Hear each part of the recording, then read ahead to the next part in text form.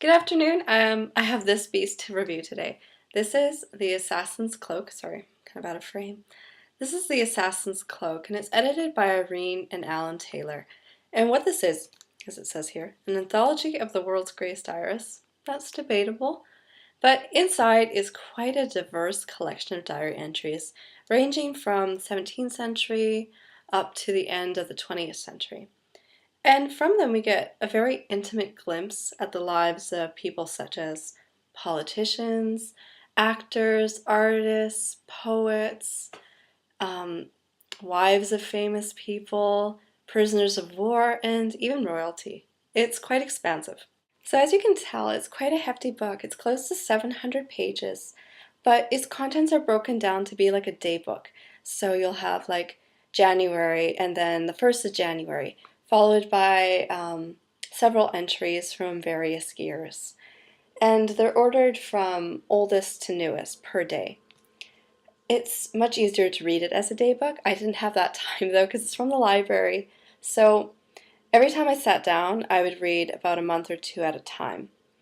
But if you were to read it as a day book, that would give you more time to savor each of the entries. And because I had to read it quite fast, I didn't enjoy it as much. So that's how I'd recommend to read it. Another benefit to reading this over the course of a year is it will give you more time to look up people you're unfamiliar with. There was quite a few that I didn't know, but when I finished yesterday, I looked them up on Wikipedia. Turns out most of them are from England. So if you are from England, you probably won't have that problem. I still recognize quite a few names. Like, you have entries in here from Alec Guinness, who played Obi-Wan Kenobi in the Star Wars movies. You have Leo Tolstoy, Louisa May Alcott, Virginia Woolf, Christopher Isherwood, Queen Victoria, just to name a few.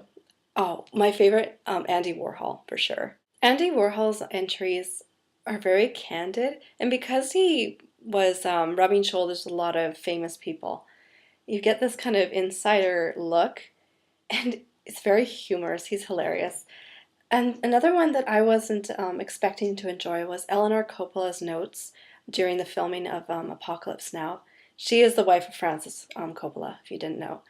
And it catalogs the stress and the strain that the cast, the director, and her were experiencing during the filming, as well as the pain she was undergoing when she discovers that Francis has been having multiple affairs. It was very intimate and touching. She's very deep insight. I think the editors did a great job selecting which pieces should go in this anthology as well as which ones they should forego, such as Anne Frank's diary only has one entry, but there are plenty from people who are not so well known. The only criticism I have is the title. The Assassin's Cloak is referring to a quote by William Sutar, I believe it's pronounced, and he says that the diary is an assassin's cloak which we wear when we stab a comrade in the back with a pen. And that only kind of describes one aspect of writing a journal. I prefer Virginia Woolf's take on writing, which is that it's more of like a deep desk that you fling odds and ends into.